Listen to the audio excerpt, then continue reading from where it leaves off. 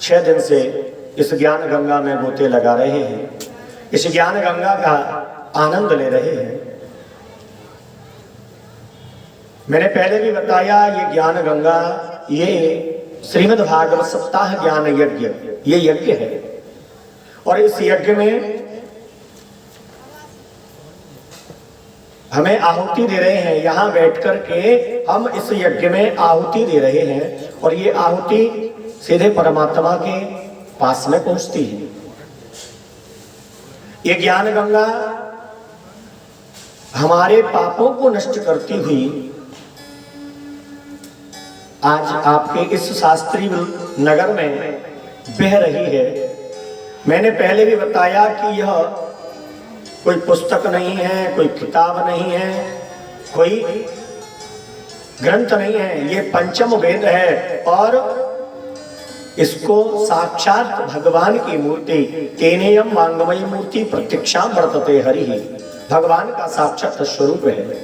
इसीलिए जब भी आप कहीं भागवत सुनने जाएं, जब भी आपके सामने से कहीं भागवत की कलश यात्रा निकल रही हो, कहीं रामचरितमानस का पाठ किया जा रहा हो या रामचरितमानस की कथा हो रही हो, आप अगर वहां से गुजर रहे हैं या आप वहां पर सुनने जा रहे हैं, तो सबसे पहले भागवत को प्रणाम करो, भगवान को प्रणाम करो।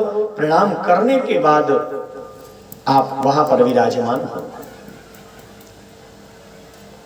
और भागवत सुनने के बाद जीवन में परिवर्तन लाना अति आवश्यक है, क्योंकि भागवत हमें यह सिखाती है कि हम कहां पर गलती कर रहे हैं, उस गलती को सुधारना हमारा परम कर्तव्य है। रामायण हमें जीना सिखाती है, और भागवत हमें कर्म में जो कमी है, हम जो कर्म करते हैं उस कर्म में कहां हमसे गलती हो रही है, उस गलती को सिखाने वाली, उस गलती को बताने वाली है हमारी ये भागवत। इसीलिए जीवन में भागवत सुनने के बाद, आज सुन ली, कल कोई भागवत हुई, बोले हमने तो पहले सुन ली, क्या सुनेंगे? नहीं, जब भी भागवत हो, जब भी कोई राम कथा हो, आपको सुनना चाहिए, क्योंकि जब भी आप सुनने जाएंगे कुछ नई बात आपको ऐसी मिलेगी जो आपने पहले कभी न सुनी हो, कभी उस बात की चर्चा नहीं हुई हो, ऐसी कोई बात आपके सामने वहां पर प्रकट हो जाएगी। सुखदेव स्वामी कहते हैं, बोले राजन, भगवान आज द्वारिका में पहुंचे, और द्वारिका में पहुंच करके आज भगवान का पहला विवाह हुआ माता रुक्मिणी के साथ में। रुक्मिणी मैया के साथ आज भगवान का पहला विवाह हुआ। सुखदेव स्वामी कहते हैं, बोले राजन, रुक्मिणी के साथ में विवाह होने के बाद भगवान आज द्वारिका में निवास कर रहे हैं, द्वारिका में रह रहे हैं। और आज वो समय आया, माता रुक्मिणी के गर्भ से एक बालक का जन्म हुआ, जिसका नाम रखा गया प्रद्युम्न। राजा परीक्षित ने पूछा, बोले महाराज ये प्रद्युम्न कौन था? बोले ये प्रद्युम्न कामदेव का अवतार था। एक बार भगवान शंकर तपस्या कर रहे थे, तपस्या करते हुए भगवान शंकर को इंद्र ने देखा, और इंद्र मन में सोच रहा है, बोले अगर ये तपस्या कर रहे हैं तो कहीं ऐसा ना हो कि मेरा इंद्रासन मांग ले। इंद्र को एक ही डर रहता है, अगर कोई पूजा करता है, अगर कोई भजन करता है, तो उसको एक डर रहता है, कहीं कोई मेरा इंद्रासन न मांग ले। इसीलिए आप घर में जब भी पूजा करते हैं, आप घर में कोई भजन करते हैं, पूजन करते हैं, जिस आसन पर बैठ करके आप पूजा करते हैं, उस आसन के नीचे से या तो मिट्टी लगा लो या थोड़ा सा जल आसन के नीचे डाल करके और उसको माथे से लगा लो, और साथ में बोलना चाहिए शक्राय नमः, इंद्राय नमः। इससे हमारी की हुई पूजा का फल इंद्र नहीं ले जाता। अगर आप ऐसा नहीं करते हैं तो इंद्र आपकी की हुई पूजा का फल ले जाता है। तो इंद्र को डर रहता है। भगवान शंकर तपस्या कर रहे हैं, अखंड समाधि में बैठे हैं, इधर कामदेव आ गया और कामदेव ने आकर के अपने बाणों को भगवान शंकर के ऊपर छोड़ना प्रारंभ किया। जिस समय भगवान शंकर अखंड समाधि में बैठे थे, उस समय इंद्र ने भगवान शंकर की तपस्या को भंग करने के लिए कामदेव को क्यों भेजा? क्योंकि उस समय माता सती दक्ष के यज्ञ में अपने देह को नष्ट कर चुकी थी और माता पार्वती के रूप में भगवान शंकर की तपस्या कर रही थी पति के लिए। लेकिन भगवान शंकर अखंड समाधि में बैठे थे। बोले जब तक भगवान शंकर समाधि से नहीं जगेंगे, जब तक भगवान शंकर समाधि में से नहीं बाहर आएंगे, तो पार्वती जी के साथ में विवाह होगा कैसे? पार्वती जी के साथ में विवाह कैसे होगा? इसलिए कामदेव आज भगवान शंकर को जगाने के लिए भगवान शंकर के ऊपर अपने बाणों का प्रहार करता है। भगवान शंकर के ऊपर जब बाणों का प्रहार किया, समाधि को भंग करने की चेष्टा की, भगवान शंकर की आंखें खुली, नेत्र खुले और सामने कामदेव वृक्ष पर बैठा हुआ था, वो जल करके भस्म हो गया। जब कामदेव जल करके भस्म हो गया तो रति ने आकर के प्रार्थना की, प्रभु आपने मेरे पति को जला दिया, अब मैं किसके सहारे रहूंगी? तो महाराज भगवान शंकर ने कहा, बोले देवी जब यदुवंश कृष्ण अवतारा हो प्रलय महामही भारा, जब प्रलय हो जाएगा उसके बाद में जब द्वापर युग आएगा, उस द्वापर युग के अंदर जब कृष्ण अवतार होगा और उस कृष्ण अवतार में कृष्ण तनय होइए पति तोरा और वचन अन्यथा होए न मोरा। हे देवी उस द्वापर युग के अंदर कृष्ण के पुत्र बनकर के तुम्हारे पति आएंगे और उस समय तुम्हें प्राप्त होंगे। आज वही कामदेव भगवान के यहाँ प्रद्युम्न के रूप में उत्पन्न हुए हैं। सुखदेव स्वामी कहते हैं, बोले राजन प्रद्युम्न का जन्म हुआ, इधर एक दैत्य था जिसका नाम था शंबकासुर। शंबकासुर नाम के दैत्य को यह वरदान था कि तुम्हारा वध कामदेव करेंगे। अब कामदेव का अवतार है प्रद्युम्न। आज शंबकासुर को पता चला, बोले कामदेव ने जन्म ले लिया है, तो महाराज आज गर्भगृह से उस शंबकासुर ने प्रद्युम्न का हरण कर लिया और प्रद्युम्न का हरण करके समुद्र में फेंक दिया। समुद्र में एक मछली उस प्रद्युम्न बालक को निगल गई और उस बालक को निगल गई। वही मछली पकड़े जाने पर आज शंबकासुर की पाकशाला में पहुंच गई और उस मछली के पेट को जब फाड़ा गया, महाराज उसमें से वो बालक निकला और उस बालक को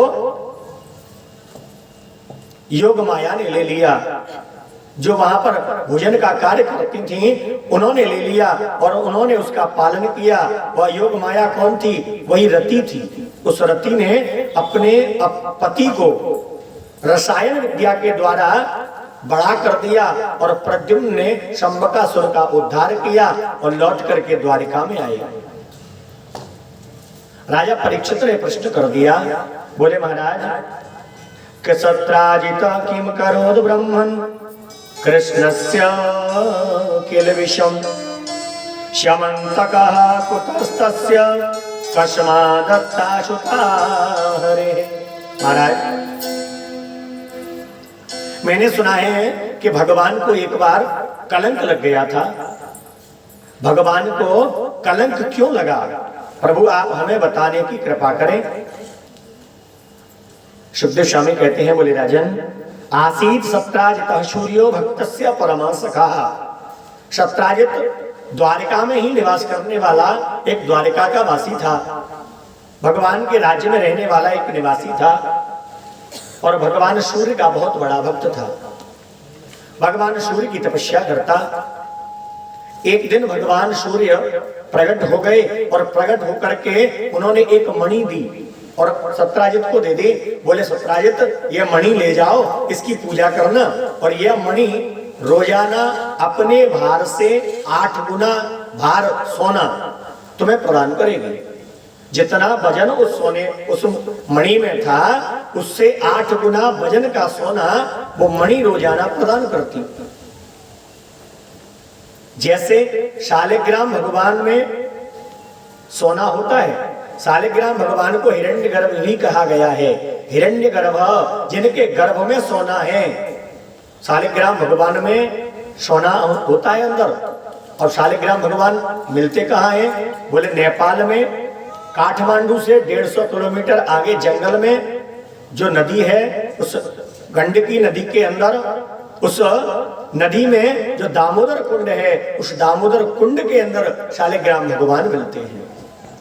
एक शंखचूड़ नाम का कीड़ा शालिग्राम शिला को काटता रहता है और उस शिला में से उस दामोदर कुंड में शालिग्राम गिरते रहते हैं और आप जाओ वहां से शालिग्राम भगवान प्राप्त होते हैं और उनके अंदर सोना होता है। लेकिन शालिग्राम भगवान के अंदर सोना तो होता है, लेकिन सोना हर किसी को नहीं मिलता। आपको शायद मैं बता दूं, मुरैना से आगे एक कैलारस तहसील है, कैलारस के पास में एक पहाड़गढ़ नाम का स्थान है और वहां पर एक तीर्थ क्षेत्र नाम से एक आश्रम है महाराज जी का। उन महाराज जी के पास में शालिग्राम थे, आज भी है वो शालिग्राम, लेकिन जब बड़े महाराज जी थे उस समय वो शालिग्राम रोजाना सोना दिया करते थे। महाराज जी जब सेवा करते रोजाना शालिग्राम के आसन पर सोना मिलता, लेकिन आज शालिग्राम वही है, स्थान वही है, लेकिन सोना नहीं मिलता। क्यों? क्योंकि महाराज जी वो नहीं है, वो महाराज जी नहीं है, इसीलिए शालिग्राम सोना नहीं देते। तो भजन के प्रताप से शालिग्राम सोना देते हैं। जब हम भजन करते हैं, भगवान हमारे उस भजन से, उस हमारी पूजा से जब प्रसन्न हो जाते हैं, तब हमें सोना प्रदान करते हैं। तो सत्राजित को मणि दी गई और कहा अपने भजन से 8 गुना भजन का सोना तुम्हें प्रदान करेगी। अब तो महाराज सत्राजित उस मणि को पहन करके जब द्वारिका में आया तो द्वारिका वासियों ने सोचा, बोले सूर्य नारायण आ रहे हैं। जाकर के भगवान को बताया, बोले प्रभु हमें ऐसा लगता है कि आपसे मिलने के लिए सूर्य नारायण आ रहे हैं। भगवान ने कहा, बोले नहीं, ये सूर्य नारायण नहीं है, ये सत्राजित है, जिसे भगवान सूर्य ने इसकी तपस्या से प्रसन्न होकर के इसको मणि दी है। सत्राजित आया, भगवान ने कहा सत्राजित आप ऐसा करिए, ये जो मणि है इस मणि को आप द्वारिका के खजाने में जमा कर दो, जिससे इसके द्वारा जो सोना आएगा उस सोना द्वारिका वासियों के काम आएगा, द्वारिका वासियों की सेवा में लगेगा। लेकिन सत्राजित ने मना कर दिया, बोले महाराज मैं ये सोना नहीं दूंगा। अब तो महाराज वो मणि नहीं दी सत्राजित ने और सत्राजित अपने घर चला गया। एक दिन की बात, एक दिन सत्राजित का भाई है प्रसेनजित और उस मणि को पहन करके जंगल में चला गया शिकार खेलने के लिए, लौट करके नहीं आया तो सत्राजित ने भगवान पर कलंक लगा दिया। बोले कृष्ण ने मणि के लोभ में आकर के मेरे भाई को मार दिया है और मणि को अपने पास रख लिया है। भगवान को पता चला, बोले मुझे कलंक लग गया है, मुझे कलंक लगा है कि मैंने मणि चोरी की है। अब तो महाराज भगवान अपने साथ में कुछ जानकारों को लेकर के, जो जंगल के जानकार थे उनको लेकर के प्रसेन को खोजने के लिए निकले और जंगल में पहुंचे तो क्या देखा, एक जगह पर प्रसेन मरा पड़ा है, एक जगह प्रसेन मरा हुआ है। जानकारों ने बताया, बोले महाराज इसको किसी सिंह ने मारा है, सिंह के पैरों के निशान, पंजों के निशान वहां बने हुए थे। महाराज किसी सिंह ने इन्हें मारा है। अब मणि वहां पर नहीं मिली। भगवान सिंह के पैरों को देखते देखते देखते देखते गए तो एक गुफा के अंदर क्या देखा, एक गुफा के दरवाजे पर वो सिंह मरा पड़ा है, लेकिन मणि नहीं है। जानकारों ने बताया, बोले महाराज ये जो पद चिन्ह है ये किसी भालू के हैं और ये भालू गुफा के अंदर गया है। भगवान ने द्वारिका वासी जो साथ में ले गए थे उनसे कहा, भैया तुम इस गुफा के दरवाजे पर मेरा इंतजार करो, मैं अंदर जा रहा हूं। आज भगवान अंदर गए, अंदर जाकर के देखा एक कन्या एक भालू की कन्या उस मणि से खेल रही है, उस मणि के साथ में क्रीड़ा कर रही है। और महाराज जैसे ही भगवान को देखा वो जोर जोर से चिल्लाने लगी। इतने में जो भालू था उनके जो पिताजी थे वो दौड़ करके आए और महाराज भगवान पर आक्रमण कर दिया। राजा परीक्षित ने कहा, बोले महाराज ये भालू कौन था? बोले ये थे जामवंत जी महाराज। जामवंत जी महाराज की कन्या थी जामवती। और महाराज आज भगवान का और जामवंत जी का युद्ध हुआ। राजा परीक्षित ने कहा, बोले महाराज जामवंत जी तो भगवान के भक्त थे, राम जी के भक्त थे, फिर उन्होंने भगवान से युद्ध क्यों किया? सुखदेव स्वामी कहते हैं, बोले राजन अयोध्या का जब युद्ध हुआ, अयोध्या में भगवान राम जब लंका में पहुंचे अयोध्या से, और लंका का युद्ध जब हुआ भगवान राम से, लंका का और अयोध्या का जब युद्ध हुआ, रावण का भगवान राम का जब युद्ध हुआ, उस समय जामवंत जी महाराज उस सेना में थे।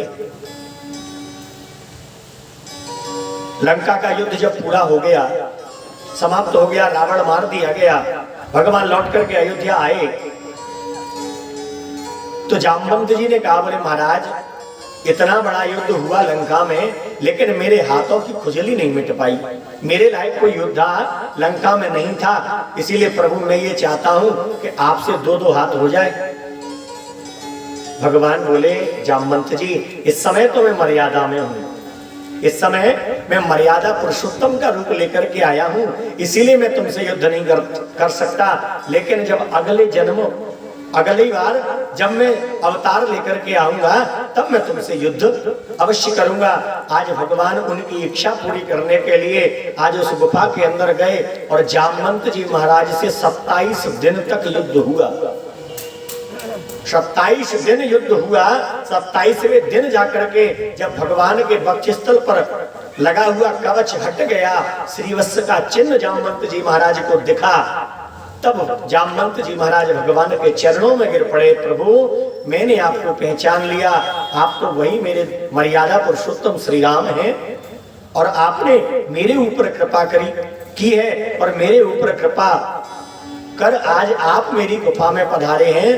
प्रभु आज मैं धन्य हो गया। और जामवंत जी महाराज कहते हैं, प्रभु मेरी इच्छा है कि मैं अपनी पुत्री का विवाह आपके साथ में कर दूं। जामवती का विवाह भगवान के साथ में हुआ और मणि को दहेज में दिया। भगवान मणि लेकर के आए, जामवती को लेकर के आए।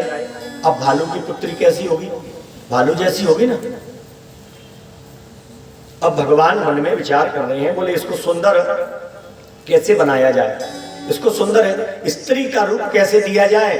तो महाराज आज भगवान जब द्वारिका में पहुंचे तो रुक्मिणी के महलों में पहुंचे। रुक्मिणी अंदर थी, बाहर से आवाज लगाई, रुक्मिणी देखो आज मैं तुमसे ज्यादा सुंदर, तुमसे भी ज्यादा सुंदर कोई वस्तु लेकर के आया हूं, तुमसे भी ज्यादा सुंदर है। अब रुक्मिणी जी ने अंदर से कह दिया, बोले मुझसे ज्यादा सुंदर है तो मुझ जैसी हो जाए। बोले प्रभु अगर ऐसी बात है तो वो मुझ जैसी हो जाए। जैसे रुक्मिणी ने ये कहा, महाराज जामवती रुक्मिणी जी जैसी सुंदर हो गई, रुक्मिणी जी जैसा रूप बन गया जामवती जी का। और भगवान ने वो मणि ला करके सत्राजित को दे दी। बोले सत्राजित ये तुम्हारी मणि, तुमने जिसके कारण मेरे ऊपर दोष लगाया है वो मणि मैं आपको देता हूँ। सत्राजित ने मणि तो ले ली, लेकिन महाराज अब सत्राजित लज्जित हो गया, मन में विचार कर रहा है, देखो मैंने बिना सोचे समझे और कन्हैया पर कलंक लगा दिया, लांछन लगा दिया। अब कन्हैया मुझसे बैर करेंगे, कन्हैया मुझसे द्वेष करेंगे, अब इनसे मित्रता कैसे की जाए, इनसे ऐसा संबंध बन जाए कि ये इस कलंक को भूल जाएं। तो महाराज सत्राजित की एक पुत्री है जिसका नाम है सत्यभामा, और सत्यभामा का विवाह भगवान के साथ में कर दिया। भगवान के कितने विवाह हो गए? 3। पहला रुक्मिणी जी के साथ, दूसरा जामवती जी के साथ, और तीसरा सत्यभामा के साथ। सुखदेव स्वामी कहते हैं, बोले राजन एक दिन भगवान अर्जुन के साथ में यमुना के किनारे घूम रहे थे और घूमते घूमते क्या देखा, एक स्त्री यमुना के जल में खड़ी होकर के तपस्या कर रही है और कालिंदी उसका नाम है, यमुना उनका नाम है, वो यमराज की बहन है। भगवान ने अर्जुन से कहा, अर्जुन जाकर के देखो ये स्त्री कौन है और किस लिए ये यहाँ पर तपस्या कर रही हैं। तो भगवान की बात को मान करके अर्जुन गए। अर्जुन ने कहा, बोले देवी तुम कौन हो और यहाँ किस लिए तपस्या कर रही हो। तो कालिंदी ने कहा, बोले महाराज अहम देवस्य सवितुर दुहिता पतिमेक्षति विष्णुवरेण्यं वरदं तपः परममास्थिता। महाराज अहम देवस्य सवितुर दुहिता पतिमेक्षति, मैं सूर्य भगवान की पुत्री हूँ, यमराज की बहन हूँ, कालिंदी मेरा नाम है। विष्णु वरेण्यम वरदम, मैं भगवान विष्णु से विवाह करना चाहती हूँ, उनका वर्ण करना चाहती हूँ, इसीलिए यहाँ पर तपस्या कर रही हूँ। अर्जुन बोले चलो मैं तुम्हारा विवाह विष्णु से कराता हूँ। आज कालिंदी को लेकर के आए और भगवान के हाथ में कालिंदी का हाथ दे दिया। भगवान का एक और विवाह हुआ कालिंदी जी के साथ। सुखदेव स्वामी कहते हैं, बोले राजन भगवान के और भी अन्य विवाह हुए।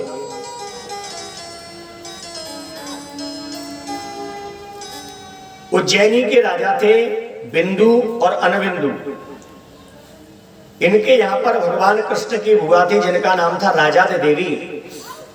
ये बिंदु अनबिंदु के यहाँ पर ब्याही गई थी और महाराज इनकी एक बहन थी बिंदु और अनबिंदु की, जिसका नाम था मित्रविंदा। भगवान कृष्ण और बलराम भैया जब उज्जैन में महाराज संदीपन गुरु के पास में पढ़ने के लिए गए, अध्ययन करने के लिए गए थे, उस समय मित्रविंदा ने भगवान को देखा और मन ही मन भगवान को अपना पति बना लिया था। जब बिंदु और अनबिंदु ने इनके विवाह की बात की तो महाराज मित्रविंदा ने कह दिया अपने भाई से, बोले भैया मैं तो विवाह कृष्ण के साथ में करूंगी, अन्यत्र मेरा विवाह नहीं करना। महाराज बिंदु और अनबिंदु ने अपनी बहन का विवाह भगवान के साथ में कर दिया। इस तरह भगवान का एक और विवाह हुआ मित्रविंदा के साथ। सुखदेव स्वामी कहते हैं, बोले राजन दक्षिण कौशल देश की राजकुमारी। दक्षिण कौशल देश मतलब वर्तमान में जिसको छत्तीसगढ़ कहा जाता है। वर्तमान में जो छत्तीसगढ़ है वहां के धार्मिक एक राजा थे जिनका नाम था नग्नजित। और महाराज नग्नजित की एक पुत्र थी जिसका नाम था नागनजिती। नग्नजित नाम के राजा ने अपने यहाँ पर अपनी पुत्री का स्वयंवर किया और स्वयंवर में शर्त रखी। शर्त क्या थी, इनके यहाँ पर 7 वृषभ थे, 7 बैल। और नग्नजित नाम के राजा ने शर्त रखी, बोले जो इन 7 बैलों को एक नाथ में नाथ देगा उसी के साथ मैं अपनी पुत्री का विवाह करूंगा। अब तो महाराज बड़े बड़े राजा आए, कोई जाता, महाराज बैल जो थे, वृषभ जो थे, महाराज वो किसी को अपने आगे नहीं आने देते, किसी को उठा करके फेंक दिया, किसी को कुचल दिया। अब तो कोई राजा उनके पास में न जाए। तब भगवान वहां पर पहुंचे। भगवान ने 7 बैलों को नाथने के लिए 7 रूप धारण किए और 7 रूप धारण करके उन 7 बैलों को एक ही नाथ में नाथ दिया। और भगवान का एक और विवाह हो गया,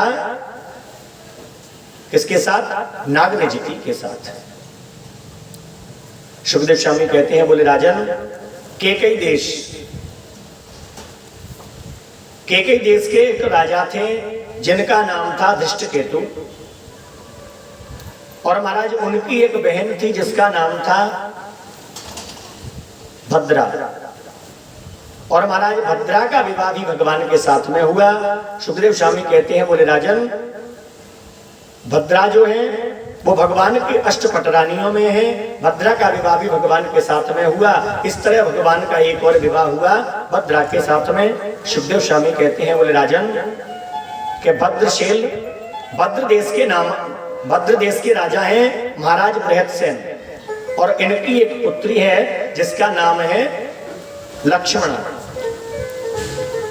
इन्होंने अपनी पुत्री लक्ष्मणा का स्वयंवर किया और स्वयंवर में एक शर्त रखी, एक मछली को लगाया गया ऊपर, बोले जो इसको एक बाण से भेद देगा उसी के साथ मैं अपनी पुत्री लक्ष्मणा का विवाह करूंगा।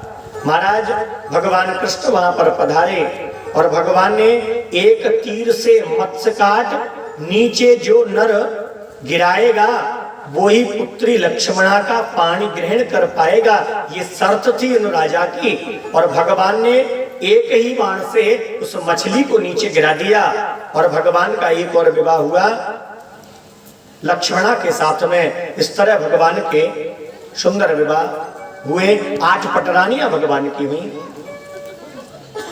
सुखदेव स्वामी कहते हैं, बोले राजन, परीक्षित ने प्रश्न कर दिया, बोले महाराज के यथा तो भगवता भौमो येन चता स्त्रियः निरुद्धा एतदा चक्ष्व विक्रमं सारंगधन्वनः। महाराज यथा तो भगवता भौमो येन चता स्त्रियः, बोले महाराज मैंने सुना है कि भगवान ने भौमासुर का वध किया और भौमासुर का वध करने के बाद भगवान ने 16,100 कन्याओं के साथ में विवाह किया। बोले महाराज ये क्या कथा थी, आप हमें बताने की कृपा करें। सुखदेव स्वामी कहते हैं, बोले राजन, भौमासुर नाम का एक दैत्य जो पृथ्वी का पुत्र है, वो भौमासुर नाम का दैत्य बड़ा ही पराक्रमी था। इसकी राजधानी थी प्राग ज्योतिषपुर। प्राग ज्योतिषपुर में ये निवास करता था। महाराज इसने क्या किया कि राजाओं की कन्याओं को हरण करके लाता और जेल में बंद कर देता। क्यों कर देता? बोले इसका संकल्प था कि मैं जब ये 21,000 हो जाएंगी तब मैं इनके साथ में विवाह करूंगा, ये उसका संकल्प था। भगवान को पता चला, बोले भौमासुर ने राजकुमारियों को अपनी जेल में बंद कर रखा है। भगवान गरुड़ पर बैठ करके आए और साथ में लाए किसको? सत्यभामा को। साथ में सत्यभामा जी को लेकर के आए। अच्छा, सत्यभामा को क्यों लाए? क्योंकि सत्यभामा जो है वो पृथ्वी का अंशावतार है, पृथ्वी के अंश से उत्पन्न है सत्यभामा, इसीलिए सत्यभामा को लेकर के आए। राजा परीक्षित ने पूछा, बोले महाराज पृथ्वी का अवतार सत्यभामा है, लेकिन लाने की क्या जरूरत थी? तो सुखदेव स्वामी कहते हैं, बोले राजन, भौमासुर का जब जन्म हुआ तो आकाशवाणी हुई, बोले भगवान के द्वारा इनका वध होगा। तो माता पृथ्वी ने कहा भगवान से, बोले प्रभु मेरा पुत्र है, इसको मारना मत। तो भगवान ने कहा, बोले पृथ्वी जब तक तुम नहीं कहोगी तब तक मैं इसे नहीं मारूंगा, जब तक आपका आदेश नहीं होगा तब तक मैं इसे नहीं मारूंगा। आज भगवान प्राग ज्योतिषपुर में पहुंचे। प्राग ज्योतिषपुर में देखो चारों तरफ किले के चारों तरफ परकोटे लगे हुए हैं। पहले पर्वत का परकोटा, उसके बाद में जल का परकोटा, उसके बाद में अग्नि का परकोटा, उसके बाद में शस्त्र का परकोटा। सुंदर उसने अपने नगर की रक्षा के लिए पहले पर्वत का, फिर जल का, फिर अग्नि का, फिर शस्त्र का परकोटा लगाया, जिससे कोई भी व्यक्ति इसमें प्रवेश नहीं कर पावे। आज भगवान जब गए, भगवान ने अपने सुदर्शन चक्र से सबको नष्ट किया और प्राग ज्योतिषपुर में पहुंच गए। भौमासुर को पता चला, बोले मेरे नगर पर आक्रमण हो गया है, भौमासुर युद्ध करने आया। अब तो भौमासुर युद्ध कर रहा है। युद्ध करते करते कई दिन निकल गए।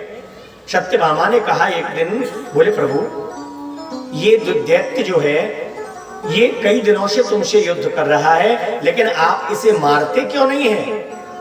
भगवान बोले देवी अब आपका आदेश हो गया है, अब मैं इसे मारे देता हूँ। और भगवान ने सुदर्शन चक्र को आदेश दिया और भौमासुर को धड़ से अलग कर दिया है। भौमासुर का गोविंदाय नमो नमः हो गया। आज 16,100 जो राजकुमारियां उनके जेल में बंद थी उन्हें बाहर निकाला और बाहर निकाल करके उनसे कहा, देवियों अब आप अपने अपने घर के लिए चली जाओ। हे राजकुमारियों, आप अपने अपने घर के लिए चली जाओ। वो राजकुमारियां बोली, महाराज अब हमें कौन स्वीकार करेगा? हम इसकी जेल में बंद हैं और हमें अब ना तो हमारे परिवार वाले हमें स्वीकार करेंगे और ना ही हमें हमसे कोई विवाह करेगा। महाराज अब तो हमारे पास में केवल एक ही ऑप्शन बचा है, एक ही हमारे पास में सॉल्यूशन है। वो क्या है? बोले हम जाकर के कहीं आत्महत्या कर लें।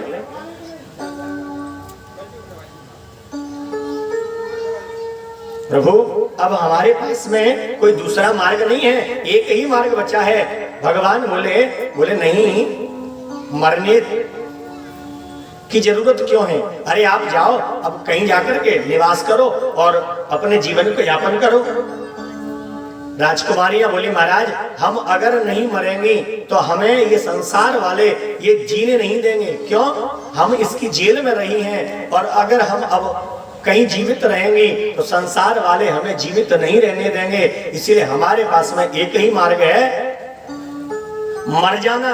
और हमारे पास में दूसरा मार्ग है अगर आप चाहें तो। बोले कौन सा मार्ग है? बोले वो मार्ग है केवल आपसे विवाह करना। अगर आप चाहें तो हमसे विवाह कर ले महाराज, तो हम जीवित रह सकते हैं, नहीं तो हमारे पास में केवल एक मार्ग बचा है, वो है मरना। भगवान ने आज 16,100 राजकुमारियों के साथ में एक ही मुहूर्त में विवाह किया। और भगवान के कितने विवाह हो गए? 16,108। अब कई लोग प्रश्न उठाते हैं हमारे भगवान पर, जो सनातन धर्म से हट चुके हैं, जो सनातन धर्म को छोड़ चुके हैं, अन्यत्र धर्मों में जो व्यक्ति चले गए हैं, वो हमारे कृष्ण पर, हमारे गोविंद पर सवाल उठाते हैं। बोले बताओ वो कृष्ण काय का भगवान? वो कृष्ण भगवान कैसे हो गया? अरे वो कृष्ण जो रास रचाता है, जिसने 16,108 रानियों के साथ में विवाह कर लिया, वो काय का भगवान है? मुझे एक बात बताओ, अगर भगवान 16,100 राजकुमारियों के साथ विवाह नहीं करते तो क्या वो राजकुमारियां जीवित रहती? नहीं रहते। क्यों? मर जाती। क्योंकि वो ताने वाली इस संसार में जहां व्यक्ति हर व्यक्ति को ताने मारता है, ताने देता है, वो इस संसार में जीवित नहीं रह सकती थी। इसीलिए भगवान ने उनके साथ में विवाह किया। आजकल महाराज अगर कोई घटना घट जाए तो महाराज हम और आप उसकी बुराइयां करने में, उसको ताने मारने में कसर नहीं छोड़ते, आखिरकार उसको मरना पड़ता है। अरे क्यों ऐसा हमारा समाज क्यों करता है कि हम अपने ही भगवान पर, अपने ही समाज पर उंगली उठाते हैं? हम अपने ही आप को काट रहे हैं, हम अपने ही आप को नष्ट करने के लिए तैयार हो गए हैं, हम अपने ही आप को नष्ट कर रहे हैं। इस संसार में हमको अपने समाज को, अपने सनातन धर्म को अगर जीवित रखना है, अगर हमको अपने सनातन धर्म को यहाँ पर बनाए रखना है, तो हमको और आपको एक दूसरे को मिलकर और साथ देकर के इस सनातन धर्म को बचाना पड़ेगा, तभी ये सनातन धर्म बच पाएगा। अगर हम अपनी एक दूसरे की खींचातानी में लगे रहेंगे तो महाराज क्या होगा? कोई बाहर वाला आकर के और हमारे ऊपर राज्य करेगा और फिर हमें गुलाम होना पड़ेगा। क्योंकि हमारे भारत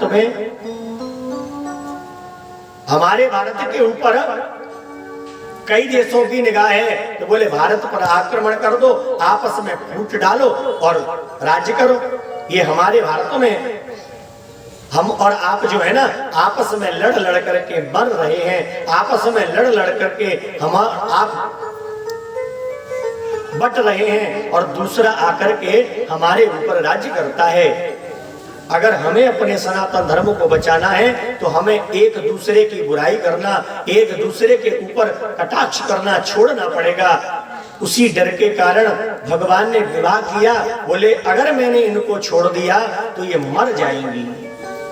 और भगवान के आज 16,108 विवाह हो गए। एक दिन की बात, श्री नारद जी महाराज हरि गुण गाते वीणा बजाते हुए और द्वारिका में प्रवेश करते हैं।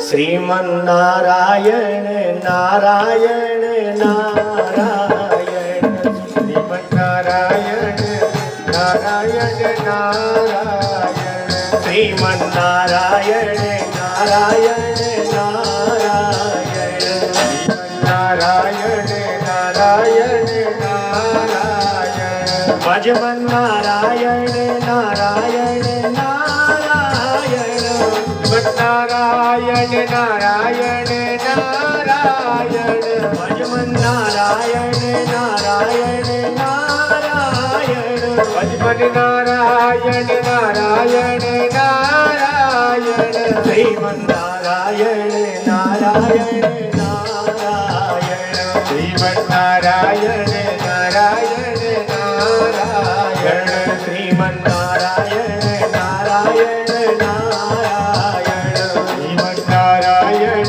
नारायण नारायण। जय हो।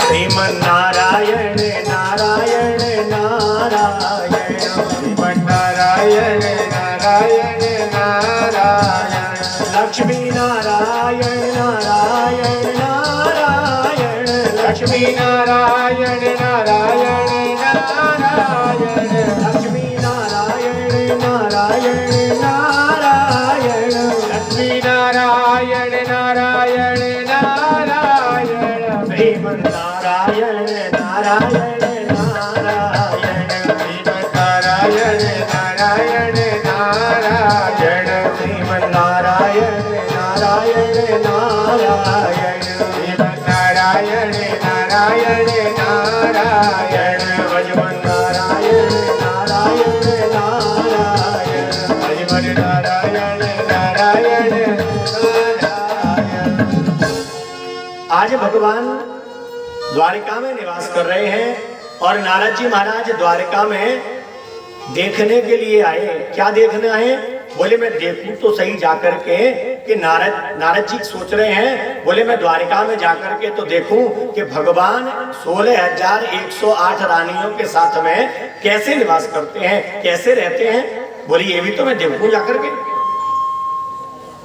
आज नारद जी महाराज चले, पहले रुक्मिणी जी के महल में पहुंचे।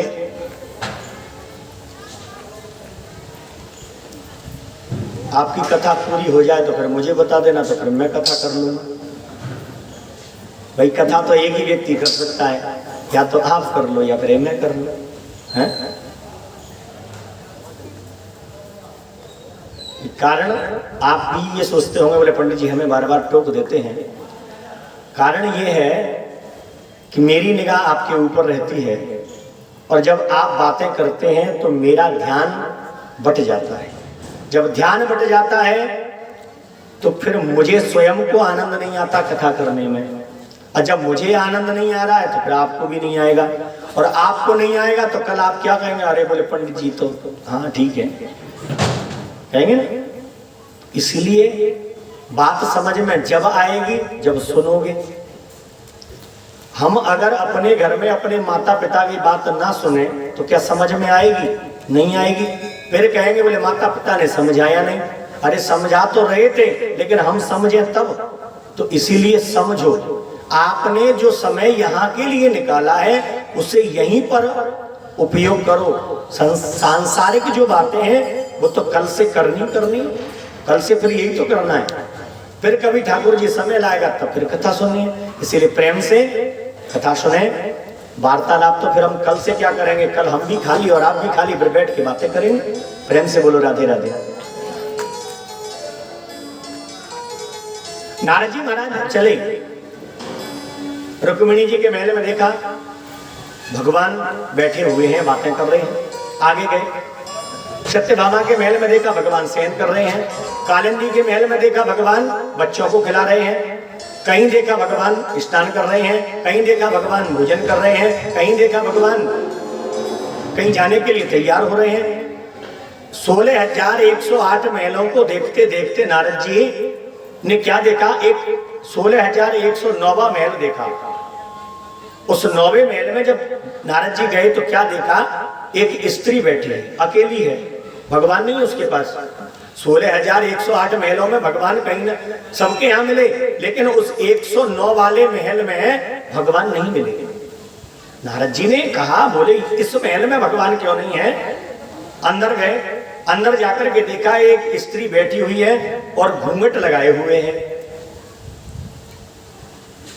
घूंघट लगा हुआ है, स्त्री बैठी हुई है। नारद जी ने पूछा, देवी तुम अकेली हो? बोले हाँ। क्योंकि कृष्ण तुम्हारे पास नहीं आते?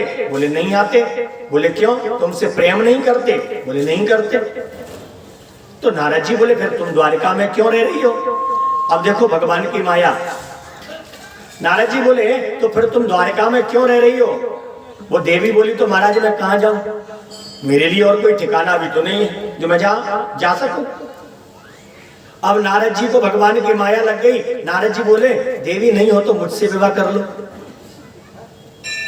देवी बोली, हाँ ये बात सही है, आप ऐसा करो, बाजार से मेरे लिए शादी का जोड़ा ले आओ, जो भी विवाह के सामान होते हैं वो ले आओ, मैं आपसे विवाह कर लूंगी। अब नारद जी महाराज सामान लेकर के आए। अब सामान लाए, देवी के पास में रख दिया, बोले देवी विवाह कर लो। और वो देवी कहती है, नारद जी विवाह से पहले कन्या का मुख देखा जाता है, सुंदर है कि नहीं है। नारद जी पहले मुंह तो देख लो। नारद जी बोले, नहीं मुंह दिखाई बाद में हो जाएगी। बोले नहीं नहीं नारद जी, पहले मुंह दिखाई होगी फिर विवाह होगा। नारद जी बोले, ठीक है देवी, मुंह दिखाई कर लेते हैं। और जैसे ही नारद जी ने घूंघट उठाया, उसमें देवी नहीं थी, देवा था। भगवान कृष्ण स्वयं विराजमान थे। बोले नारद किस माया में पड़ गए, किस चक्कर में पड़ गए? नारद जी बोले, प्रभु आप? बोले नारद, इन गृहस्थियों के चक्कर में पड़ोगे तो यही हालत होगी तुम्हारी। ये गृहस्थ जीवन है, और गृहस्थ जीवन में तुम जैसे ब्रह्म ऋषि का, तुम जैसे देव ऋषि का कोई काम नहीं है। तुम जाओ और अपने नारायण का नाम जपो। भगवान अपनी लीलाएं कर रहे हैं, और नारद जी महाराज कभी कभी आनंद लेने के लिए और द्वारिका में चले जाते हैं। सुखदेव स्वामी कहते हैं, बोले राजन इस तरह भगवान लीलाएं कर रहे हैं। आज राजा परीक्षित ने पुनः प्रश्न किया, बोले महाराज कि कथम रुक्मिण्यारि पुत्राय प्रादाद्वैतरम युधि कृष्णेन परे भूतस्वम अंतुमरंध्र प्रतीक्षते। बोले महाराज मैंने सुना है कि रुक्मिणी ने अपनी पुत्री का विवाह प्रद्युम्न के साथ में किया। सुखदेव स्वामी कहते हैं, बोले राजन स्वयंवर में जो रुक्मी की पुत्री है रुक्मवती, उनका स्वयंवर हुआ, और स्वयंवर में आज प्रद्युम्न जी महाराज वहां पर पहुंच गए, और रुक्मवती ने प्रद्युम्न जी महाराज के गले में वरमाला डाल दी। प्रद्युम्न जी महाराज रुक्मवती को लेकर के आ गए। अब रुक्मी ने मन में विचार किया, बोले चलो कोई बात नहीं है, मेरी बहन के लिए सहारा हो जाएगा, क्योंकि मेरी बहन भी उसी घर में है और मेरी पुत्री भी उसी घर में पहुंच जाएगी, तो मेरी बहन के लिए सहारा हो जाएगा। इसीलिए उसने संतोष कर लिया, कुछ नहीं कहा। सुखदेव स्वामी कहते हैं, बोले राजन इस तरह रुक्मी ने अपनी पुत्री का विवाह प्रद्युम्न के साथ में कर दिया। राजा परीक्षित ने पुनः प्रश्न कर दिया, बोले महाराज मैंने सुना है कि भगवान के जो एक पुत्र हैं प्रद्युम्न, और प्रद्युम्न के पुत्र हैं अनिरुद्ध, अनिरुद्ध का विवाह बाणासुर की पुत्री उषा के साथ में हुआ। बोले महाराज ये क्या कारण बना कि अनिरुद्ध का विवाह बाणासुर की पुत्री उषा के साथ में हुआ? सुखदेव स्वामी कहते हैं, बोले राजन एक दिन की बात, बाणासुर की पुत्री है उषा, और महाराज उषा अपने महलों में विराजमान थी, और इसकी एक सहेली है जिसका नाम है चित्रलेखा। बाणासुर के मंत्री है कुंभांड, और कुंभांड की पुत्री है चित्रलेखा, जो उषा की सहेली है। आज उषा ने अपनी सहेली चित्रलेखा से कहा, बोले सही हे चित्रलेखा, आज मैंने एक स्वप्न देखा है और उस स्वप्न में मैंने एक पर पुरुष को देखा है, मैंने एक सुंदर पुरुष को देखा है और मैंने स्वप्न में ही उससे विवाह किया है और स्वप्न में मैंने उससे जो प्रेम किया है, विवाह किया है, अब मेरा मन उसके बिना लग नहीं रहा है। बोले हे चित्रलेखा, अब मुझे ये नहीं पता है कि वो व्यक्ति है कौन, वो पुरुष है कौन। चित्रलेखा ने पूछा, देवी उषा, क्या वो कोई राजा है?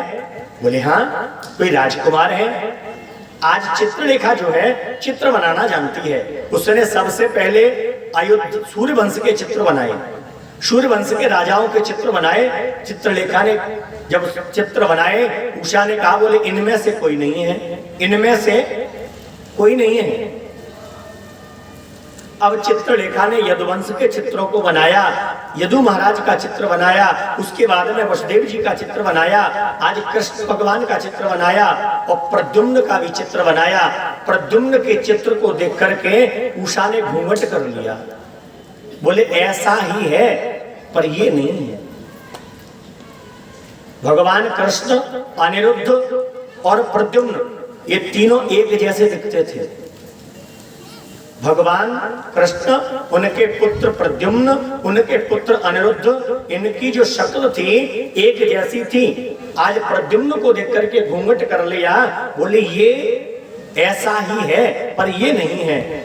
और जैसे ही अनिरुद्ध का चित्र बनाया, आज उषा ने कहा, बोले यही है जिससे मैंने स्वप्न में विवाह किया है, जिससे मैंने स्वप्न में प्रेम किया है। चित्रलेखा ने बताया, बोले ये तो यदुवंश में कृष्ण के पौत्र हैं अनिरुद्ध। उषा ने कहा, बोले मैं इनसे मिलना चाहती हूँ। आज चित्रलेखा माया जानती थी। चित्रलेखा ने रात्रि में द्वारिका में जाकर के सोते हुए अनिरुद्ध को उठाया और लाकर के शोणितपुर में उषा के महल में निवास दे दिया। उषा के महल में जाकर के सुला दिया। अब तो महाराज उषा के साथ में अनिरुद्ध निवास करने लगे। एक दिन बाणासुर को पता लग गया। अनिरुद्धो विलिखितम भिक्षा वांग मुखो ह्रियः। अनिरुद्ध महल में निवास कर रहे हैं, बाणासुर को पता लग गया। बोले मेरे महल में कोई बाहर का व्यक्ति निवास कर रहा है, मेरे महलों में कोई बाहर का व्यक्ति आ चुका है। अब तो महाराज सैनिकों को आदेश दिया, बोले जाकर के देखो मेरे महल में कौन है। जाकर के देखा तो उषा के महल में अनिरुद्ध को पाया गया। अनिरुद्ध मिले और अनिरुद्ध को आज बाणासुर ने लेकर के जेल में डाल दिया। इधर भगवान को कुछ पता नहीं है। नारद जी आए, नारद जी ने आकर के कहा, बोले प्रभु तुम्हें कुछ पता है? बोले किस बात का? बोले पहली बात तो ये बताओ कि तुम अपने पुत्र और पौत्रों की हाजिरी रोजाना भरते हो कि नहीं भरते? क्यों? भगवान के पुत्र और पौत्रों की कमी तो है नहीं। भगवान के 16,108 रानियां हैं और एक एक रानी के 10-10 पुत्र हैं और एक एक पुत्री हैं। अब हिसाब लगाते रहना घर पे कितने हैं। 16,108 रानियां हैं, उनके यहाँ पर 10-10 पुत्र हैं और एक एक पुत्रियां हैं। और उनके जो पुत्र हैं भगवान के, उनके भी पुत्र हैं। तो नारद जी बोले, महाराज इनकी हाजिरी भरते हो कि नहीं रोजाना? कोई एक आध कहीं चला जाता होगा। भगवान बोले, नारद बातें मत बताओ, बातें मत बनाओ, बात क्या है वो बताओ। नारद जी बोले, महाराज आपका पौत्र जो है अनिरुद्ध, वो बाणासुर की जेल में बंद है। बाणासुर ने उसे अपनी जेल में बंद कर रखा है। भगवान को पता चला। आज भगवान बाणासुर की नगरी में पहुंचे और बाणासुर से युद्ध हुआ। अब बाणासुर से युद्ध होना है, लेकिन बाणासुर भगवान शंकर का भक्त है और भगवान शंकर से वरदान मांगा है। बाणासुर की 1000 भुजाएं हैं। बाणासुर ने एक वरदान और मांगा। बोले प्रभु आप मेरे नगर की रक्षा करेंगे।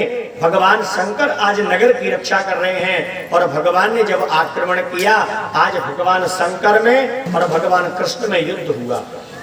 दोनों में युद्ध हुआ और युद्ध होते होते आज भगवान शंकर ने ज्वर बुखार छोड़ दिया। कौन सा बुखार? भगवान शंकर ने बुखार छोड़ा। बोले कौन सा बुखार? बोले ठंड लग के जो बुखार आता है, इसको क्या बोलते हैं? मलेरिया। मलेरिया नामक बुखार भगवान शंकर ने छोड़ दिया, इधर से भगवान ने भी एक बुखार छोड़ दिया। अब तो दोनों बुखार आपस में लड़ रहे हैं और भगवान शंकर भगवान कृष्ण भी लड़ रहे हैं। और लड़ते लड़ते कई दिन निकल गए। आज भगवान शंकर ने कहा, बोले प्रभु अब मैं युद्ध नहीं कर सकता, अब मैं तो जा रहा हूं। भगवान शंकर तो चले गए। इधर बाणासुर को पता चला, बाणासुर को पता चला, बाणासुर युद्ध करने के लिए आया और भगवान से युद्ध करने लगा। और युद्ध करते करते आज भगवान बाणासुर को मारना चाहते हैं। उसी समय बाणासुर की मां भगवान के सामने निर्वस्त्र होकर के आ गई। भगवान ने युद्ध बंद कर दिया। इतने में भगवान शंकर आए। भगवान शंकर ने आकर के बाणासुर को समझाया।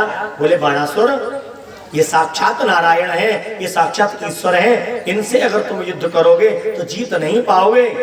और बाणासुर ने युद्ध बंद किया और उषा और अनिरुद्ध को लाकर के भगवान को समर्पित कर दिया। भगवान उषा अनिरुद्ध को लेकर के द्वारिका में प्रवेश करते हैं। सुखदेव स्वामी कहते हैं, बोले राजन, एक दिन की बात, एक दिन एकदो पवनम राजन जगमुर्यद कुमारिका बिहर्तो शाम्ब प्रद्युम्न चारुभानुगदादयः।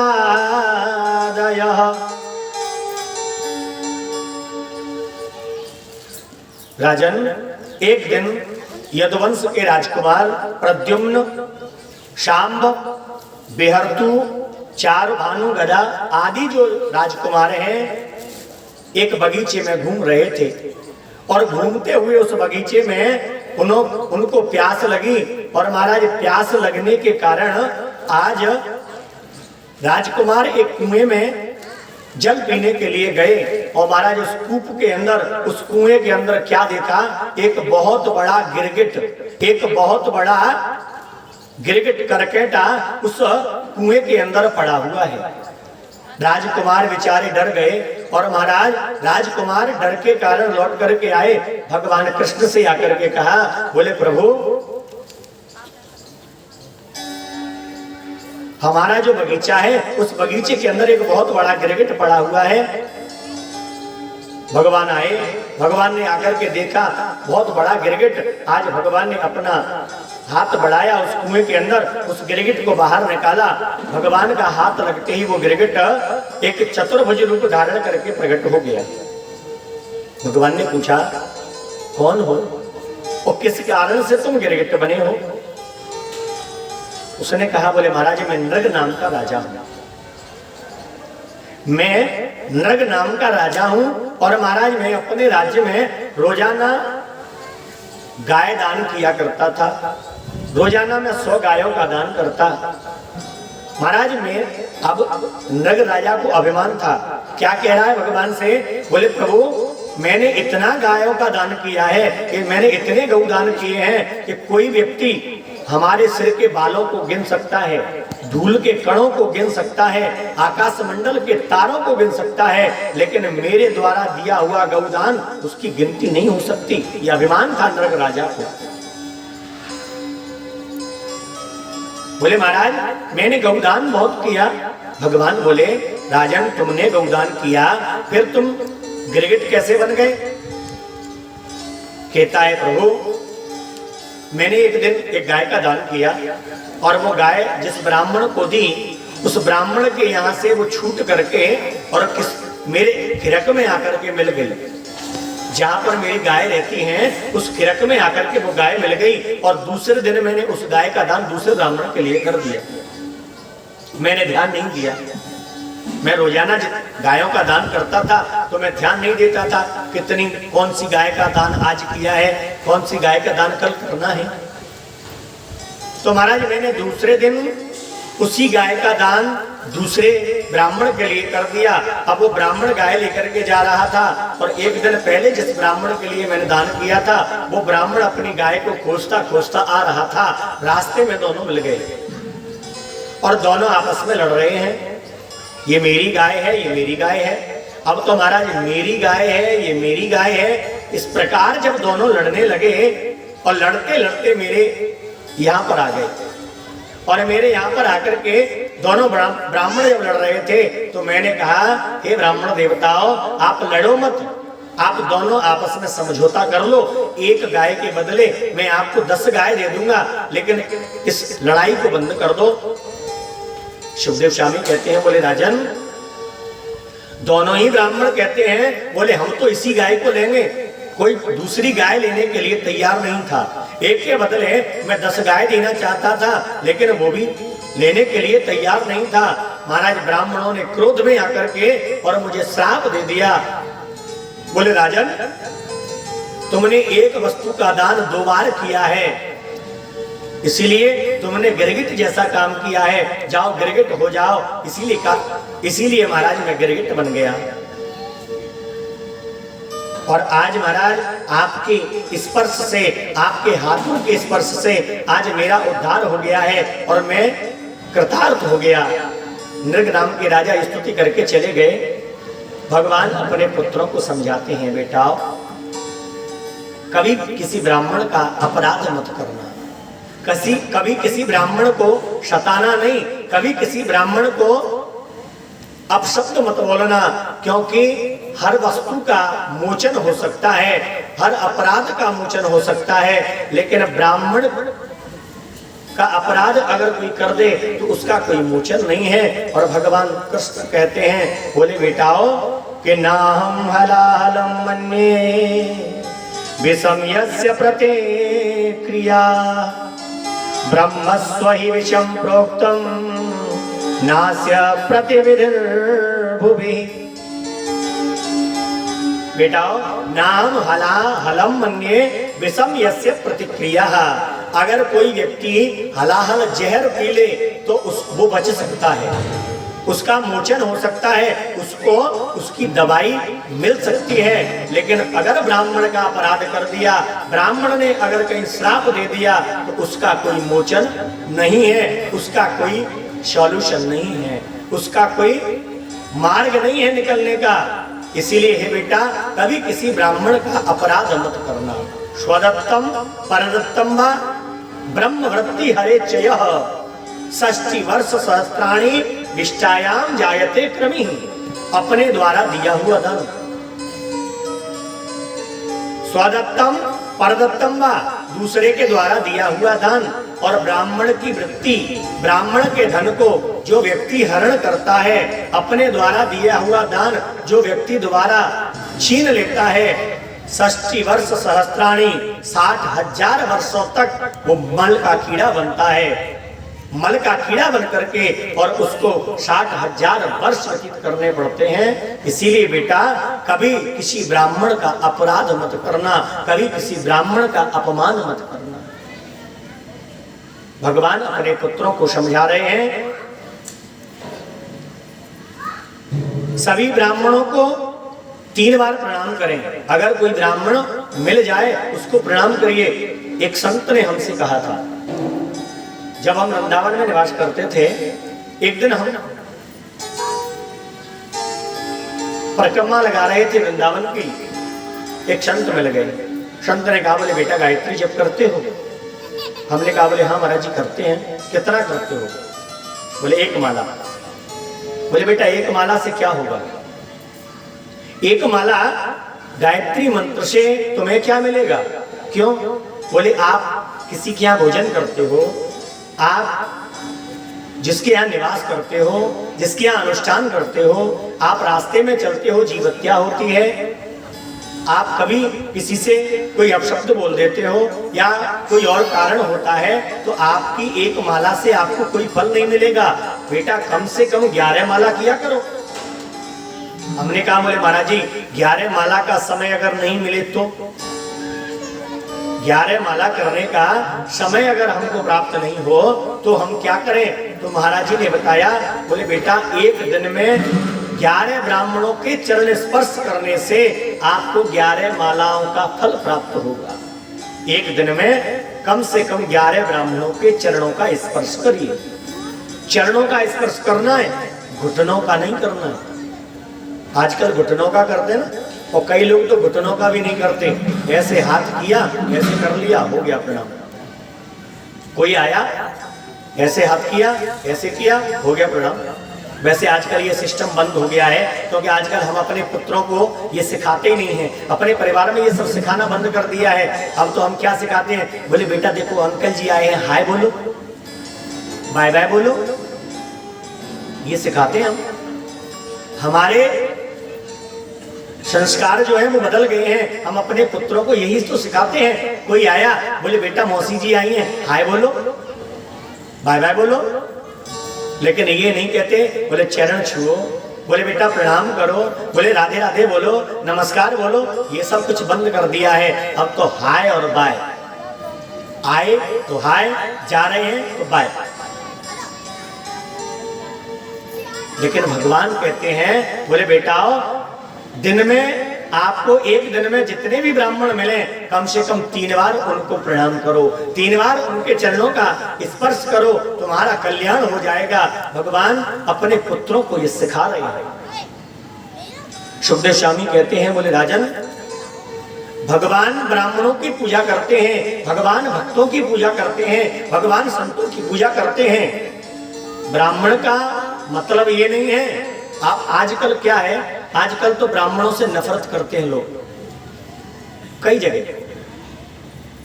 नफरत का कारण क्या है ये मैं नहीं जानता, वो नफरत क्यों करते हैं, लेकिन अगर आप ब्राह्मण का सम्मान नहीं कर सकते तो आप ब्राह्मण का अपराध भी मत करिए। आप अगर किसी ब्राह्मण के चरण स्पर्श नहीं कर सकते तो आप उस ब्राह्मण को गाली भी मत दीजिए।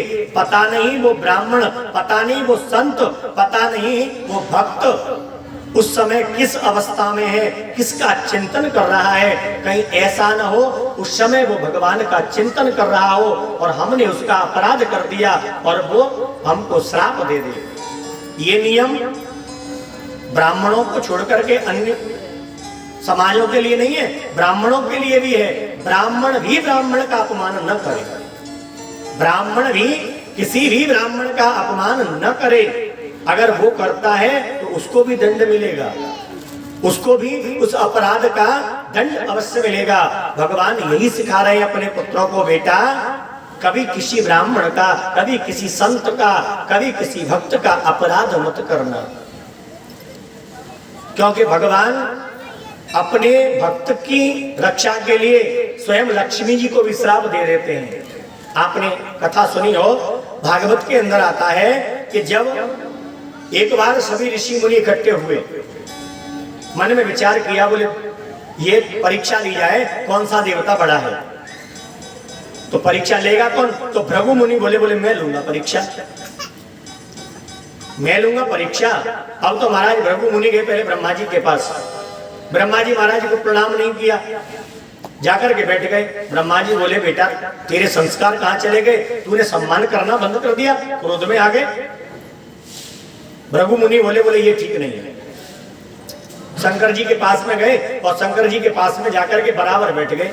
शंकर जी बोले प्रभु जी तुम्हें शर्म नहीं आ रही, तुम मेरे बराबर बैठे हो, ना कोई राम राम, ना कोई श्याम श्याम और ना नमस्कार, और बगल में आकर के बैठ गए। भृगु मुनि बोले ये भी ठीक नहीं है, ये भी क्रोधी है।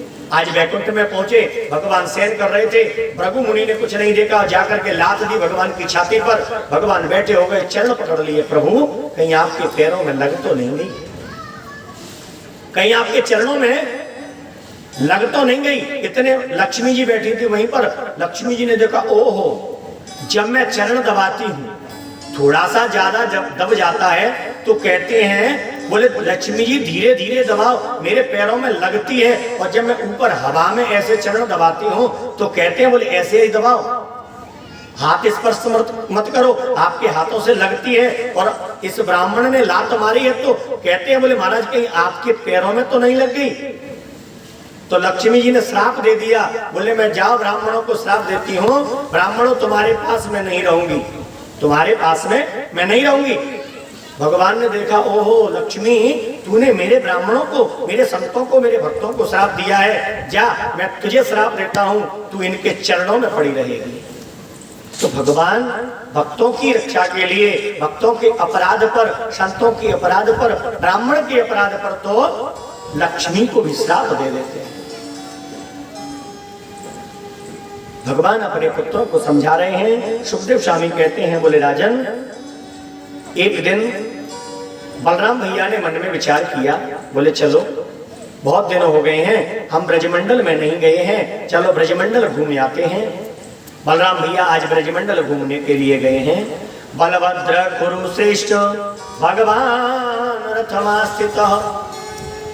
बलराम भैया रथ लेकर के आज वृंदावन में पहुंचे, नंद बाबा से मिले, मैया यशोदा से मिले, सभी ग्वाल वालों से मिले, गोपियों से मिले। आज बलराम भैया गोपियों के साथ में यमुना के तीर पर भ्रमण कर रहे हैं, घूम रहे हैं। और वहां पर एक द्विविद नाम का बानर। ये द्विविद नाम का बानर कौन था? ये द्विविद नाम का बानर था भगवान राम की सेना में। भगवान राम की सेना में जो सेनापति थे उनमें एक द्विविद नाम का बानर था। अच्छा, एक रामायण में एक प्रसंग आता है, रामायण में ये बताया गया है, रामचरितमानस के अंदर, कि वहां पर 18 पद्म सेनापति थे। पद्म 18 जूतप बंदर। जूतप माने बंदरों के जो सेनापति थे वो 18 पद्म। पद्म संख्या तो बहुत बड़ी होती है, तो क्या इतनी सेना लंका में थी? वानरों की सेना क्या इतनी लंका में रह सकती थी? लंका में इतनी जगह थी कि 18 पद्म सेनापति जिस सेना के हों, उस सेनापति की सेना उस लंका की पृथ्वी पर रह सके। युद्ध के समय सेना की लंका अलग, लंका की जो सेना है वो अलग है, लंका में निवास करने वाले जो राक्षस हैं उनकी सेना अलग है। ये तो केवल वानरों की सेना थी। तो किसी महापुरुष ने हमको बताया, बोले महाराज उसमें 18 पद्म संख्या नहीं है, तो पद्म 18 माने जो 18 सेनापति थे वो पद्म चक्र से विभूषित थे। पहले जो आज भी शायद दिया जाता है, फौज के अंदर जो एक सम्मान दिया जाता है पद्म चक्र, उस पद्म चक्र से विभूषित 18 सेनापति थे। द्विविद मयंद नील नल अंगदाद विकटास ददिमुख केहर निसट सट जामवंत बलदास। ये सेनापति थे उस लंका में, भगवान राम की सेना में। उन्हीं सेना में एक बानर था द्विविद। महाराज द्विविद नाम का बानर जब लंका में युद्ध चल रहा था तो द्विविद नाम का बानर जाकर के राक्षसों से मिल गया। लक्ष्मण जी को पता लग गया, बोले ये द्विविद नाम का बानर जाकर के और राक्षसों से मिल गया है। तो महाराज लक्ष्मण जी ने उसको अपनी सैनिकों में, अपनी सेना में से निकाल दिया। बोले जाओ, तुम्हें हमारी सेना में रहने की जरूरत नहीं है, निकल जाओ। वही द्विविद नाम का बानर आज ब्रजमंडल के अंदर निवास कर रहा है। और जैसे ही उसने बलराम भैया को देखा कि बलराम भैया यमुना के किनारे गोपियों के साथ में भ्रमण कर रहे हैं, अब तो महाराज द्विविद ने देखा, बोले यह तो वही लक्ष्मण है जिसने मुझे लंका में सेना में से निकाल दिया था। अब तो महाराज वो द्विविद नाम का बानर बलराम भैया के ऊपर आक्रमण कर रहा है, कभी वृक्षों को उखाड़ करके फेंकता है, कभी पत्थर फेंकता है। बलराम भैया को क्रोध आ गया और बलराम भैया ने अपने हल और मुसल से लिया और द्विविद नाम के बानर को गोविंदाय नमो नमः कर दिया और क्रीड़ा कर रहे हैं गोपियों के साथ। यमुना को बुलाया, यमुना से कहा, बोले यमुना हम जल क्रीड़ा करना चाहते हैं, यमुना आप हमारे पास में आ जाओ, हम जल क्रीड़ा करना चाहते हैं। लेकिन यमुना नहीं आई। क्यों? यमुना भगवान की पत्नी है और बलराम भैया बड़े हैं, इसीलिए यमुना नहीं आई। तो महाराज बलराम भैया ने यमुना को अपने हल से खींचा। आज भी आप जाएंगे तो वृंदावन से ऊपर यमुना जी आज भी तिरछी हैं, ऐसे फिर ऐसे तिरछी हो गई, क्योंकि बलराम भैया ने उनको अपने हल के द्वारा खींचा था। सुखदेव स्वामी कहते हैं, बोले राजन इस तरह भगवान दैत्यों का संहार कर रहे हैं और भक्तों का उद्धार करते हुए ब्रजमंडल पे लीला कर रहे हैं। सुखदेव स्वामी कहते हैं, बोले राजन एक पौंड्रक नाम का राजा, काशी नरेश का मित्र एक पौंड्रक नाम का राजा अपने आप को वासुदेव मानता है, अपने आप को कृष्ण मानता है। उसके 2 हाथ हैं और 2 हाथ नकली लगा लिए और कहता है बोले मैं वासुदेव हूं, मैं कृष्ण हूं। एक दिन भगवान के यहां पत्र भेजा और भगवान के यहाँ पत्र भेज करके उसमें लिखा बोले तुम वासुदेव नहीं हो, असली वासुदेव मैं हूं। अपने नाम के आगे से वासुदेव कहलाना बंद कर दो। अगर तुम ऐसा नहीं करोगे तो मैं तुम्हें युद्ध में मार दूंगा। भगवान ने कहा बोले मैं अपने नाम से वासुदेव नहीं हटा सकता, तुम्हें युद्ध करना है तो युद्ध करो। अब तो पौंड्रक युद्ध करने आया, भगवान ने युद्ध करना प्रारंभ किया।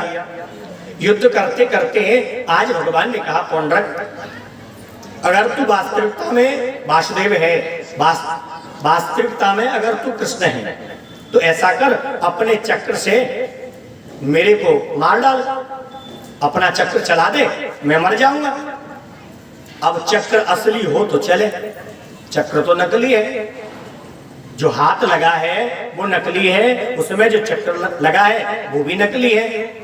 पौंड्रक बोला बोले महाराज क्या चक्र से कोई वासुदेव थोड़ी बनता है, आप तो युद्ध करिए। भगवान बोले नहीं पौंड्रक देख मैं बताता हूं कि असली वासुदेव कौन है। और भगवान ने अपने सुदर्शन चक्र को आदेश दिया, सुदर्शन चक्र गया और पौंड्रक का सर धड़ से अलग कर दिया। बोले भक्तवत्सल भगवान की। और भगवान ने पौंड्रक का उद्धार किया, काशीराज का भी उद्धार किया। सुखदेव स्वामी कहते हैं बोले राजन आगे दुर्योधन सुताम राजन लक्ष्मणा समितिंजय स्वयंवरस्यामहर शाम्भोजाम्बवती सुतः। दुर्योधन की पुत्री है जिसका नाम है लक्ष्मणा। दुर्योधन ने अपनी पुत्री का स्वयंवर किया, लेकिन उसमें द्वारका से किसी को नहीं बुलाया, द्वारका में पत्र नहीं भेजा स्वयंवर का। क्यों?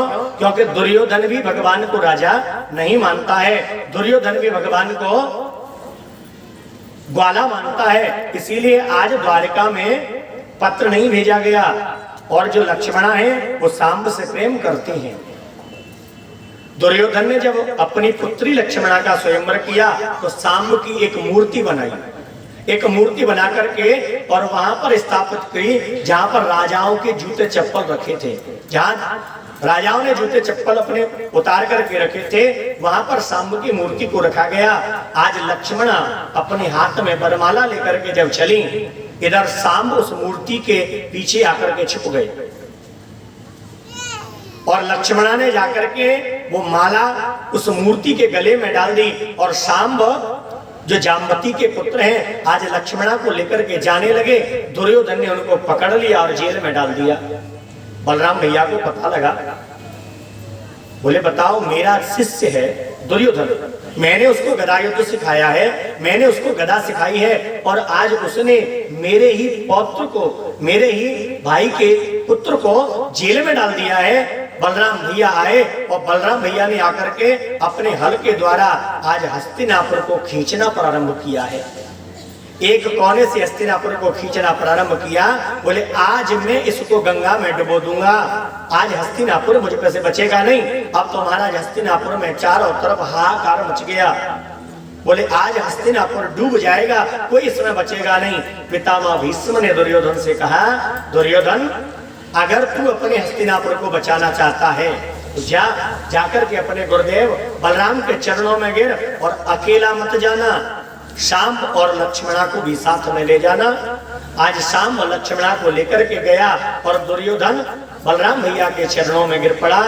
तब बलराम भैया ने हस्तिनापुर को छोड़ दिया और लक्ष्मणा को शाम को लेकर के द्वारका में आए।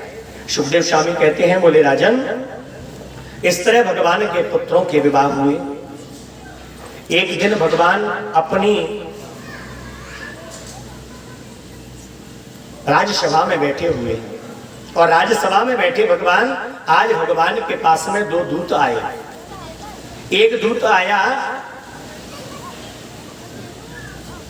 हस्तिनापुर से, एक दूत आया राजा युधिष्ठिर के यहां से और एक दूत आया जरासंध के यहां से। जो युधिष्ठिर हैं वो इंद्रप्रस्थ के राजा हैं उनके यहाँ से दूत आया, उसने कहा बोले महाराज आपको महाराज युधिष्ठिर ने बुलाया है, पूरे परिवार के साथ में आपका निमंत्रण है। बोले क्यों? बोले महाराज युधिष्ठिर राजस्व यज्ञ करना चाहते हैं, राजस्व यज्ञ करने की उनकी तैयारी है, वो यज्ञ करना चाहते हैं, इसीलिए आपको सपरिवार बुलाया है। जरासंध के यहाँ से जो दूत आया उससे पूछा बोले भैया तुम क्यों आए हो? तो उसने कहा बोले महाराज मैं जरासंध ने अपनी जेल में जिन राजाओं को बंद कर रखा है, जिन राजाओं को अपनी जेल में उसने बंद कर लिया है, मैं उनके यहाँ से आया हूँ और आपसे ये प्रार्थना है प्रभु आप हमें आकर के यहाँ से निकालें, आप हमें आकर के यहाँ से छुड़ा लें। भगवान ने दोनों दूतों को वापस कर दिया। आज भगवान राजस्व यज्ञ में पहुंचे, राजा युधिष्ठिर के यहाँ पर पहुंचे। भैया युधिष्ठिर से पूछा भैया राजस्व यज्ञ वही व्यक्ति करता है जिसका पूरी पृथ्वी पर एक छत्र राज्य हो, क्या तुमने सभी राजाओं को जीत लिया है? युधिष्ठिर बोले हाँ महाराज मैंने सभी राजाओं को जीत लिया है, हस्तिनापुर तो मेरा राज्य है, इंद्रप्रस्थ भी मेरा राज्य है, तो इन्हें जीतने की जरूरत नहीं है। एक द्वारिका राज्य रह गया है, तो महाराज वो आपका है और मैं आपसे भी युद्ध नहीं कर सकता, आपको भी जीतने की जरूरत नहीं है क्योंकि आप मेरे मामा के लड़के हैं। लेकिन महाराज एक राजा मेरे जीतने में नहीं आ रहा है। कौन? बोले जरासंध। भगवान बोले उसको जीतने मैं जाऊंगा, लेकिन मैं अकेला नहीं जाऊंगा, क्यों? जरासंध मुझसे युद्ध नहीं करेगा। तो बोले मेरे साथ में अर्जुन और भीम दादा जाएंगे। आज भीम दादा अर्जुन को लेकर के भगवान गए जरासंध के पास में और ब्राह्मण का वेश बनाया, ब्राह्मण का वेश बना करके पहुंचे। जरासंध का नियम था, जरासंध रोजाना दान किया करता। काय का दान? कोई भी उसके दरवाजे पर जो मांगता उसे वो मिलता। जरासंध आज दान कर रहा है। भगवान कृष्ण बल अर्जुन और भीम भैया लाइन में खड़े हैं। जरासंध दान देता देता आया, भगवान के सामने आकर के खड़ा हो गया। बोले बोलो महाराज क्या चाहते हो, आप क्या मांगना चाहते हैं? भगवान ने कहा जरासंध क्या हम जो मांगेंगे वो मिलेगा? बोले हाँ वो महाराज जो आप मांगोगे वो मिलेगा। भगवान बोले तो युद्ध दे दो। जरासंध बोला तुम ब्राह्मण नहीं हो। जरासंध ने कहा तुम ब्राह्मण नहीं हो, क्यों? ब्राह्मण युद्ध नहीं मांगता, ब्राह्मण युद्ध की इच्छा नहीं करता। पहले महाराज ये बताओ आप हो कौन? भगवान बोले पहले आप वचन दो कि मैं दूंगा, कहीं आप पलट गए तो? जरासंध बोला नहीं महाराज मैं पलटूंगा नहीं, आप बताइए आप कौन हो? भगवान बोले जरासंध मुझे नहीं पहचाना, मैं हूं तुम्हारा पुराना शत्रु। जरासंध बोला हो कृष्ण हो, मैं तुमसे युद्ध नहीं करूंगा। क्यों? तुम तो भगोड़े हो, भाग जाते हो, तुम्हारा कोई भरोसा थोड़े ही है, तुमसे युद्ध नहीं करूंगा। बगल में अर्जुन खड़े थे। भगवान बोले ये अर्जुन है। जरासंध बोला मैं इनसे भी युद्ध नहीं करूंगा। क्यों? ये मेरी बराबरी में नहीं है, क्योंकि ये द्वंद्व युद्ध नहीं जानते हैं, ये गदा युद्ध नहीं जानते हैं, ये तो गांडीवधारी हैं, मैं इनसे भी युद्ध नहीं करूंगा। और फिर बताया बोले ये भीम भैया है। जरासंध बोला अगर ये चाहे तो युद्ध कर सकता हूं। अब भीम भैया तो प्रसन्न हो गए, अभिमान हो गया भीम भैया को, मुझे चुना युद्ध के लिए, कृष्ण से युद्ध नहीं किया, अर्जुन से युद्ध नहीं किया, मुझसे युद्ध करेगा। अब तो हमारा युद्ध प्रारंभ हुआ। युद्ध कैसे होता था? पहले सुबह सूर्योदय के बाद में युद्ध प्रारंभ होता, सूर्यास्त से पहले युद्ध बंद हो जाता, रात्रि में विश्राम करते योद्धा। अब युद्ध चल रहा है जरासंध का और भीम भैया का। भीम दादा युद्ध कर रहे हैं जरासंध से और मन में विचार कर रहे हैं, बोले जरासंध के अंदर इतना बल कहां से आया, जरासंध के अंदर ऐसा बल कहां से आया जो मैं इसके बल का सामना नहीं कर पा रहा हूं। 5 दिन हो गए युद्ध करते करते, आज 5वें दिन रात्रि में बलराम भैया भगवान कृष्ण के पास में आए। बोले कृष्ण मैं युद्ध नहीं करूंगा। क्यों? दाऊ दादा उस दिन तो आप प्रसन्न हो रहे थे कि मुझे युद्ध के लिए चुना है, आज क्या हो गया? और दादा अगर तुम युद्ध नहीं करोगे तो फिर राजस्व यज्ञ नहीं होगा। भीम भैया बोले राजस्व यज्ञ तो तब होगा जब मैं जीवित बचूंगा, जब मैं जीवित ही नहीं बचूंगा तो राजस्व यज्ञ होगा कहां से। भगवान बोले भीम भैया ऐसी क्या बात हो गई। अरे बोले भैया जरासंध के अंदर इतना बल है कि मैं उसका सामना नहीं कर सकता, मैं उसकी बराबरी नहीं कर सकता। भगवान बोले भैया तुम युद्ध करते समय थोड़ा हमारी तरफ देख लिया करो, हम तुम्हारी कोई सहायता कर देंगे। भीम भैया बोले महाराज कैसी बातें करते हो आप, मैं युद्ध करूं कि तुम्हारी तरफ देखूं। अगर मैं तुम्हारी तरफ देखूंगा इतने में तुम 2-4 घूसा मेरे पीठ पर रख देगा। भगवान बोले दादा कोई बात नहीं, थोड़ी नजर हमारी तरफ कर लिया करो, हम कोई सहायता तुम्हारी कर देंगे। अब तुम्हारा 6वें दिन जब युद्ध हुआ, भीम भैया ने भगवान की तरफ देखा, भगवान ने एक तिनका उठाया, तिनका उठा करके बीच में से चीर करके दोनों तरफ फेंक दिया। भीम भैया समझ गए, जरासंध के पैर पर पैर रखा और दूसरे पैर को पकड़ा, बीच में से चीर करके दोनों तरफ फेंक दिया, लेकिन जरासंध पुनः जुड़ गया। राजा परीक्षित ने प्रश्न किया, बोले महाराज ये जरासंध पुनः जुड़ क्यों गया, क्या कारण था कि ये जुड़ गया।